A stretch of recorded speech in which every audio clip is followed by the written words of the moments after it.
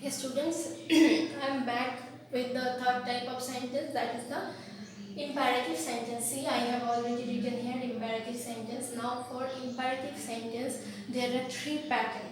Okay, pattern A, pattern B and pattern C. I have already written pattern A and pattern B. Due to the lack of space, I will do the pattern C afterwards. Okay, now see, for imperative sentence, pattern A. Okay, pattern A is three things I have done. One is subject, then there is verb and there is object. You can understand that without these three things, sentence is quite impossible to frame out. Within the bracket after the object I have written verb and preposition.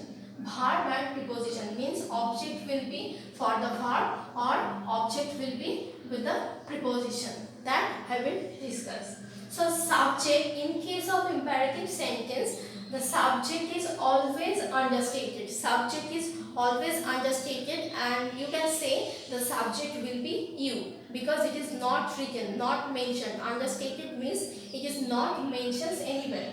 Okay, now see verb read. With this the object is the book. So the imperative sentence number 1 is coming, read the book. This is a instruction or you can say order also. So this is coming, read the book. Now who read the book? You read the book. Now you is understated. Clear?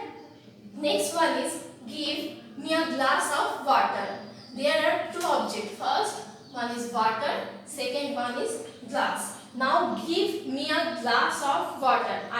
What I am asking for. Basically I am asking for water. So as I have written here verb and preposition, this gives refers to water. Means the object water is going with give. And here is preposition also written. So this glass is for this preposition. Am I clear? This thing is very important to understand that when you will learn more sentence, read more sentence reference books, I can provide it also through documents or through the pictures. So you can understand that read the book, that is quite easy, very easy to understand. But give me a glass of water, I am basically asking for water. So water is the object of the verb give, and glass, this is also an object. This is the object of the preposition of. Hopefully this thing is clear to you. In case of pattern B, that is also understated and within bracket you, that is definitely. So the thing is coming for the verb come, and where come here, it's making a sentence. Okay, then walk to the door.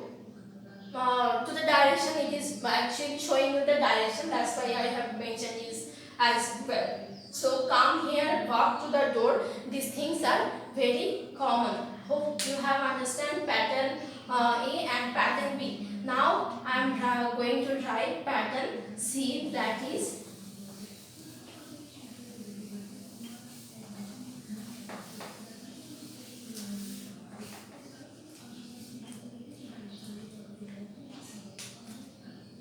pattern C.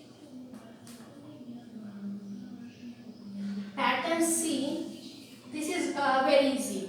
The first thing is may plus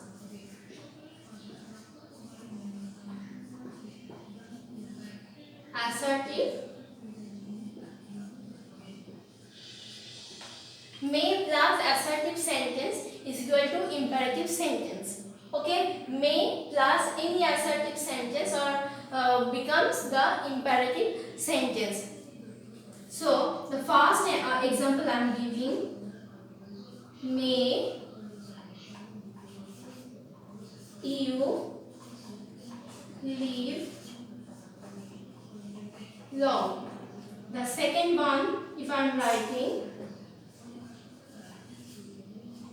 may our school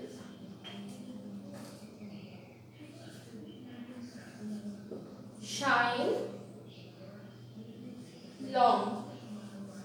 The last one is second sentence, it means that long live our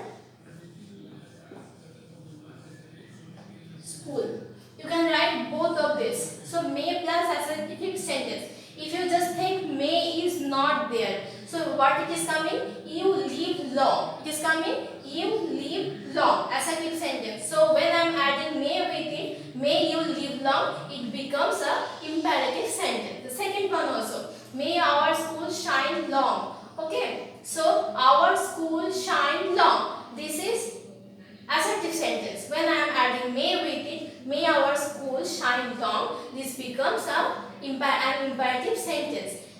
This sentence in the second one you can write as long live our school also.